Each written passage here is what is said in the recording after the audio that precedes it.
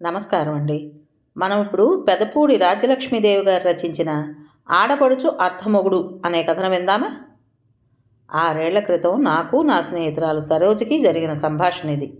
వంటింటి ముచ్చట్ల దగ్గర నుంచి ప్రపంచ రాజకీయాల వరకు అనేక విషయాలు మా మధ్య దొర్లాయి. మాటల సందర్భంలో సరోజ వాళ్ళ అన్నయ్యకి సంబంధం కుదిరిన సంగతి చెబుతూ, రేపు ఆ వచ్చే పిల్ల ఎటువంటిదవుతుందోనే, రేపు పెళ్ళయ్యాక మా అన్నయ్య మమ్మల్ని సరిగా చూస్తాడో లేదో అన్న సందేహాన్ని వెలిబుచ్చింది.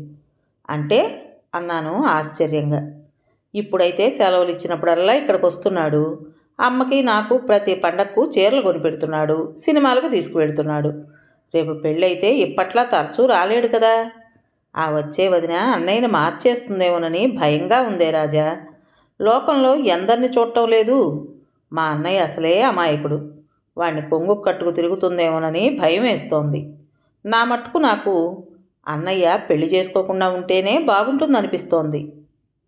విద్యావతి సంస్కారవంతురాలు అయిన నా స్నేహితురాలి మాట తీరుకు, ఆలోచన సరళికి విస్తుపోయాను. కాస్త తేరుకున్నాక, సరోజా, నువ్వేనా ఇలా మాట్లాడుతున్నది అన్నాను. ఉన్నమాట అన్నాను. ఏ అన్నది సరోజ తల ఎగరేసి. ఈ మాటలు నీ అంతట నువ్వే అంటున్నావా, లేక మీ ఇంట్లో వాళ్ళ ద్వారా నీ బుర్రలోకి ట్రాన్స్ఫర్ అయ్యాయా అన్నాను చివరి మాట ఒత్తి పలుకుతూ.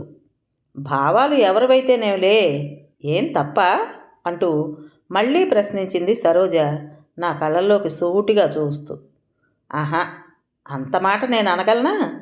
ఒక రకంగా రైటే. నీ దురాలోచనకు చాలా సంతోషంగా ఉందే.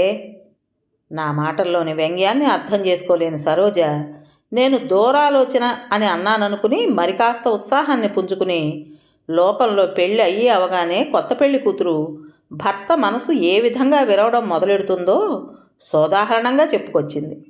ఓపిగ్గా అంతా విని నేనొక్క మాట చెబుతాను, వింటావా సరోజా అన్నాను. ఏమిటి? చీర కుచ్చెళ్ళు సర్దుకుంటూ ఓరగా చూసింది సరోజ. రేపు ఆ వచ్చే వదినమ్మ మీ అన్నయ్యని మార్చేసి మీకు కాకుండా ఎక్కడ చేస్తుందో అన్న భయాన్ని వెలిబుచ్చావు. అలాగే భవిష్యత్తులో నీ పెళ్ళయ్యాక నీ ఆడపడుచు కూడా అచ్చు ఇప్పుడు నువ్వు ఆలోచించినట్లే ఆలోచిస్తే అంటూ నాంచేసి సరోజ ముఖకవళికలను పరీక్షించాను. అంతవరకు నవ్వుతూ ఉన్న సరోజ మొహం ముడుచుకుపోయింది. నేనేం అలాంటి దాన్ని కాను అన్నది సీరియస్గా. దాని వాలకం చూసి పక్కుమని నవ్వేశాను. ఓసి ఉడుకుమోత, ప్రతి ఆడపిల్ల నీలాగే ఆలోచిస్తుందే. ప్రతి కన్నెపిల్ల తన వైవాహిక జీవితం గురించి నీలాగే తీపి కలలు కంటుందే అంటున్న నా వైపు వింతగా చూసింది సరోజ. అదేం గమనించినట్లుగా నా ధోరణిలో నేను చెప్పుకుపోసాగాను. పెళ్లి కాగానే కళ్ళుకనే కాటుక కళ్ళతో, పసుపు రాసిన పచ్చటి పాదాలతో అత్తవారింట్లో అడుగుపెట్టిన ఆ ముగ్ధ భర్త వైపు ఆరాధనగా చూస్తుంది. బావగారులను మామగారిని చూసి భయభక్తులతో కళ్ళు వాల్చుకుని తొలగిపోతుంది. అత్తగారిని గౌరవిస్తుంది. తోడికోడళ్లను ఆడపడుచులను అభిమానిస్తుంది. తనయుడు వారైతే మనసు విప్పి చెప్పుకుని మరింత చేరువు కావాలని వాంఛిస్తుంది.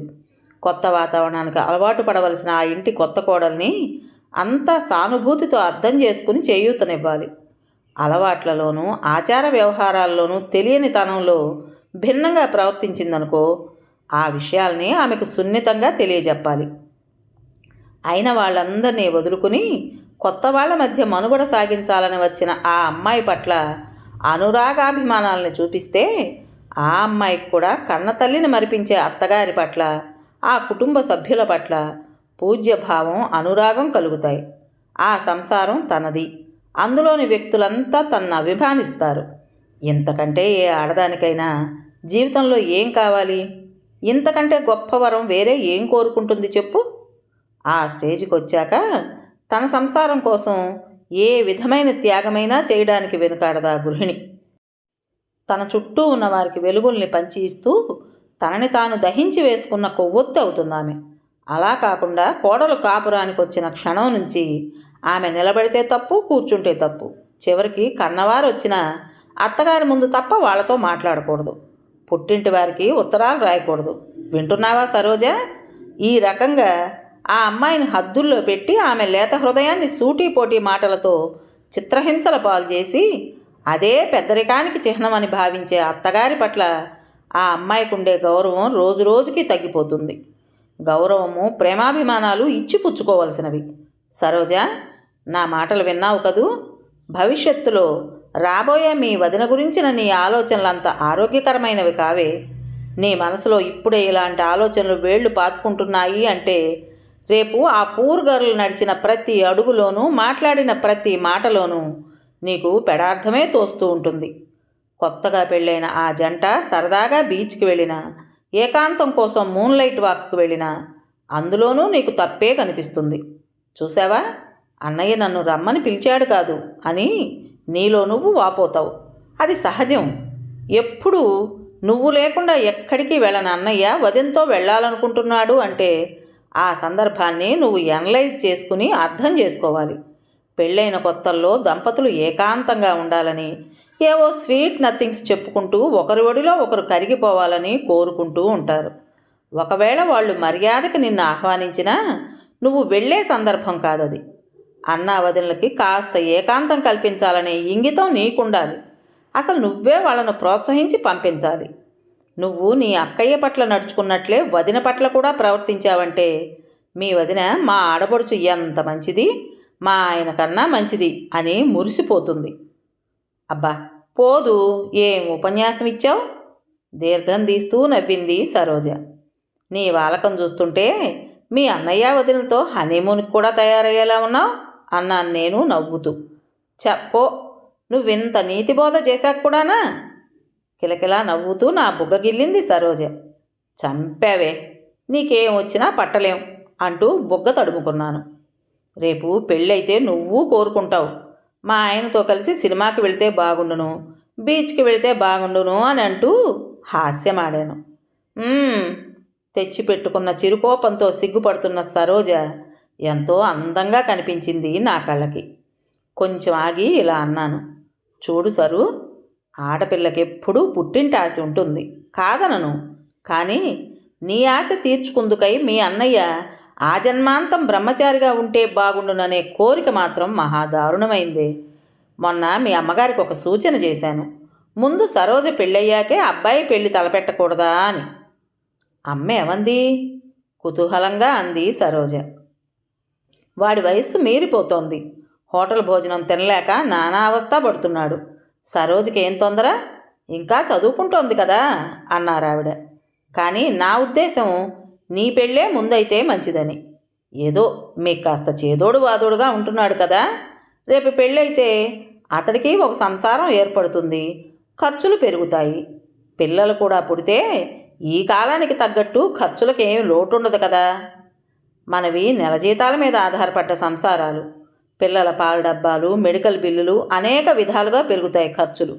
మరి అటువంటి పరిస్థితుల్లో పూర్వంలా మీకు డబ్బు పంపగలడా? పంపినా కొద్ది మొత్తం పంపగలడు కానీ మునపట్ల మీ మీద ధారాళంగా ఖర్చు పెట్టలేడు కదా. కొంచెం ఆలోచించుకుని మీ వదిన్ని కనికరించవే సరు అంటూ పూర్తి చేశాను నా నీతి బోధను. 2 నిమిషాలు నిశ్శబ్దంగా ఉన్న తరువాత, చక్కగా చెప్పావే రాజా. ఏదో మా పెద్దవాళ్ళు మాట్లాడుకునే మాటలు యంత్రావతిగా నా మనసులో రికార్డ్ అయిపోయాయి అంతే. నువ్వు చెప్పాక తెలిసింది నేనెంత హేయంగా ఆలోచిస్తున్నానో అంది సరోజ. నా మాటల ప్రభావం వల్ల నీలో కాస్తైనా మార్పు కలిగితే ధన్యురాల్ని అన్నాను చిరునవ్వుతో. ఆ తర్వాత కొంతకాలానికి సరోజ అన్నయ్యకి పెళ్ళయింది. ఆ తర్వాత 2 ఏళ్లకి సరోజ పెళ్ళయింది. మరో 3 ఏళ్లకు కానీ మేం కలుసుకోలేకపోయాం. నేనొచ్చినప్పుడు సరోజ ఉండకపోవడం, సరోజ వచ్చినప్పుడు నేనుండకపోవడం. దీర్ఘకాల వియోగానంతరం మొన్న దసరాలో ఇద్దరం ఒకేసారి పుట్టిళ్ళకు రావడం తటస్థించింది. నన్ను చూడగానే ఎన్నాళ్లకు చూశానే రాజా అంటూ పరుగున వచ్చి నన్ను వాటేసుకుంది సరోజ. ఇద్దరి కళ్ళల్లోనూ నీళ్లు చిప్పిల్లాయి. ఇంతకాలానికి తిరిగి కలుసుకున్న మా ఆనందం ఏమని చెప్పను. సరోజ వీపు మీద చేత్తో రాస్తూ, సరు బాగా చిక్కిపోయావు సుమా అన్నాను అనునయంగా. శుష్కహాసం చేసి, నాకిప్పుడు 3 పిల్లలు అంది సరోజ. ఓ అలాగా, చాలా సంతోషంగా ఉందే. ముత్యాల్లా 3 అన్నమాట. ఇక చాలండి, స్టాప్ చేసేశారా? నాదేముందే, అంతా వాళ్ళిష్టం, నిమిత్తమాత్రంగా ఉంటున్నానంతే అంది సరోజ. నిరాశ నిస్పృహలు మూర్తీభవించినట్లున్న సరోజను చూస్తుంటే నా హృదయం ద్రవించిపోయింది. అదేమిటే, పిల్లల్ని కంటంలో కూడానా అన్నాను ఆశ్చర్యంగా. ఆ ప్రతి చిన్న విషయం దగ్గర నుంచి నా అభిప్రాయం అంటూ ఏం లేదు రాజా. ఆలోచన నిర్ణయించడం అంతా వాళ్ళ ఇష్టమే. వాళ్ళకి బుద్ధి పుడితే నాతో చెబుతారు, లేకుంటే లేదు. కర్మంజాలకు ఎప్పుడైనా ఇలా చేస్తే బాగుంటుందేమో అంటే చాలు, నీ సలహా ఎవరడిగారు, బోడి సలహాలు చెప్పకు అంటారు.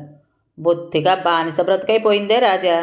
మా ఆయన ఎప్పుడైనా అది చెప్పింది బాగానే ఉంది కదే అమ్మా, పోనీ అలా చేస్తేనో అనేసరికి మా అత్తగారు ఆడపడుచు సాధింపులు మొదలు పెడతారు.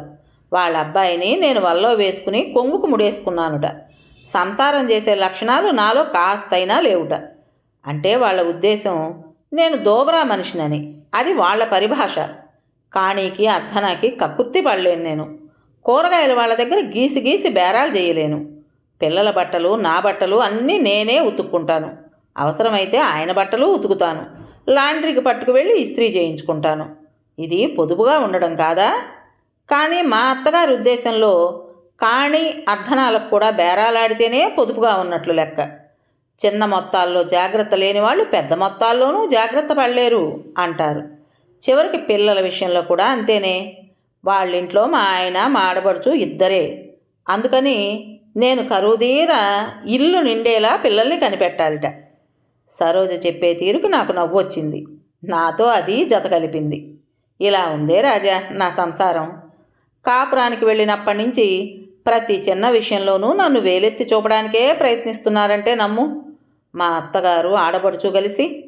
మాది ఉమ్మడి కుటుంబం. ఏ పని ఎలా చెయ్యాలో చెప్పకపోవడం, నాకు తోచినట్లు చేస్తే ఇలా ఎందుకు చేశావు అంటూ చివాట్లు పెట్టడం. ఎప్పుడైనా నేను కాస్త ధైర్యం చేసి ఎలా చెయ్యాలో మీరు చెప్పలేదు అత్తయ్య, ఇలా చెయ్యాలేమోనని చేశాను అన్నానో కొంప మునిగిపోయిందన్నమాటే. ఏమనకపోయినా మీ అమ్మ మాటకు మాట అనడం మాత్రం బాగా నేర్పింది. నువ్వంటే నువ్వని ఎదిరించడమే. పెద్దవాళ్ళంటే కాస్తైనా భయము భక్తి లేవు కదా. ఇదంతా నా కర్మ. నన్ను వీళ్ళ మొహాన పడేసి అందరి చేత మాటలు పడుతూ ఉండు పిచ్చిపీనుగా అని ఆయన దారి ఆయన చూసుకున్నారు అంటూ సాగదీసి ఇక ఆ రోజుల్లా సణుగుతూనే ఉంటారు. ఆవిడ అలా నిన్ను ఇష్టం వచ్చినట్లు అంటుంటే నువ్వు ముద్దరాల్లా నోరు మూసు కూర్చుంటావా? తిరిగి రెండని తగిన సమాధానం చెప్పక అంటూ విసుక్కున్నాను సరోజ మీద. అయ్య బాబోయ్, అలా చెబితే ఇంకేమన్నా ఉందా? కొంప మునిగిపోదు. ఊరికినే నానా మాటలు అంటున్నారే, ఏమన్నా అంటే ఇక నన్ను బ్రతకనిస్తారా? ఇప్పటిదాకా నోటి దగ్గరకు వచ్చిన మాటల్ని అతి కష్టం మీద నిగ్రహించుకొస్తున్నాను. ఏమోలే, ఏదో ఒకనాడు ఆ రోజు వస్తుందేమో. భరించి భరించి అగ్నిపర్వతంలా ఒక్కసారిగా బ్రద్దలైపోతానేమో, ఎవరు చెప్పగలరు అంది సరోజ. మా మధ్య కొన్ని నిమిషాలు విషాదంగా గడిచాయి. కొన్నేళ్ల క్రితం ఒక రోజున నువ్వు నేను మాట్లాడుకున్నాం, జ్ఞాపకం ఉందా సరోజ అంటూ ప్రశ్నించాను మెల్లగా. ఎందుకు జ్ఞాపకం ఉండదు? ఆ రోజు నేను నా జీవితంలో మర్చిపోలేనే రాజా. నువ్వు ఆనాడు నాకు జ్ఞానోదయం కలిగించావు గనక సరిపోయింది. కానీ లేకుంటే నేను కూడా మా ఆడపడుచులాగే ప్రవర్తించుండేదాన్ని. మా అమ్మ వదిన్ని ఏమన్నా అన్నా నేను మా వదిన పక్షమే ఉంటాను. మా వదిన నన్నెంతో అభిమానిస్తుందే రాజా. మా మధ్య అరమరికలు లేవు. నేనంటే ఆడపడుచు అర్ధమొగుడు అన్నంత చనువుగా గౌరవంగా ఉంటుంది మా వదిన అంటున్న సరోజను చూసి కిలకిలా నవ్వాను. చాలమ్మా తల్లి చాలు, వదినమ్మ మీద తెగ ఒలకబోసేస్తున్నావు ప్రేమ. మనసులో నాకెంతో ఆనందంగా ఉంది. ఆనాటి నా మందలింపుతో సరోజకి ఆమె వదిన మీద ఉండే అపోహ వృద్ధి పొంది ద్వేషంగా పరిణమించకుండా ఆదిలోనే నశించిపోయిందంటే. మా ఇద్దరి మధ్య కాసేపు నిశ్శబ్దంగా గడిచిపోయింది కాలం. 2-3 నిమిషాల తరువాత చిన్నగా నిట్టూర్చి ఇలా అంది సరోజ. నీ వల్ల నాలో చాలా మార్పు వచ్చిందే రాజా. కానీ ఏ భావాలను నీచమైనవిగా గ్రహించి నా మనసులోంచి కష్టం మీద తుడిచివేసుకున్నానో ఆ విషపు భావాలే నా అత్తవారింట్లో ప్రజ్వరిల్లి అనుక్షణం నన్ను దహించి వేస్తున్నాయి. క్షణక్షణం చిత్రహింసను అనుభవిస్తూ మనశ్శాంతి లేక అల్లాడిపోతున్నానే రాజా. నువ్వు నాకిచ్చిన సలహా లాంటిదే ఎవరైనా మా అత్తగారికి మా ఆడబడుచుకి ఇస్తే బాగుండును. మా అత్తగారి మాట ఎలా ఉన్నా కనీసం మా ఆడబడుచైనా నాతో కాస్త ఆదరంగా మాట్లాడితే పొంగిపోయేదాన్ని. నా హృదయానికి రవ్వంత ఊరట లభించేది అంది సరోజ గద్గద స్వరంతో. సరోజ కన్నీటిని పమిట చెంగుతో ఒత్తుతూ, బాధపడకు సరు, మనకు అసాధ్యమైన సమస్యల్ని పరిష్కరించగలిగేది ఒక్క కాలమే. ఈ సమస్య నీ ఒక్కదానిదే కాదు, ఇది ఇంటింటి సమస్య అన్నాను ఓదార్పుగా. కథ పేరు ఆడపడుచు అర్ధమొగుడు. రచించిన వారు పెదపూడి రాజ్యలక్ష్మీదేవి గారు. విన్నారు కదండి. మరి ఈ కథ మీకు నచ్చిందా? నచ్చినట్టయితే లైక్ చేసి మరో నలుగురికి షేర్ చేయండి. అలాగే ఈ కథ పైన మీ విలువైన అభిప్రాయాన్ని కామెంట్ బాక్స్లో తప్పకుండా తెలియజేస్తారు కదా. మరి ఇంత మంచి కథను మనకు అందించిన రచయిత్రి గారికి మనస్ఫూర్తిగా మనందరి తరపున ధన్యవాదాలు తెలియజేసుకుంటూ, ఇటువంటి మంచి మంచి కథల కోసం మన ఛానల్ని తప్పకుండా సబ్స్క్రైబ్ చేసుకోండి. రేపు మరో మంచి కథతో మీ ముందుకు వస్తాను. అప్పటి వరకు ఉంటానండి.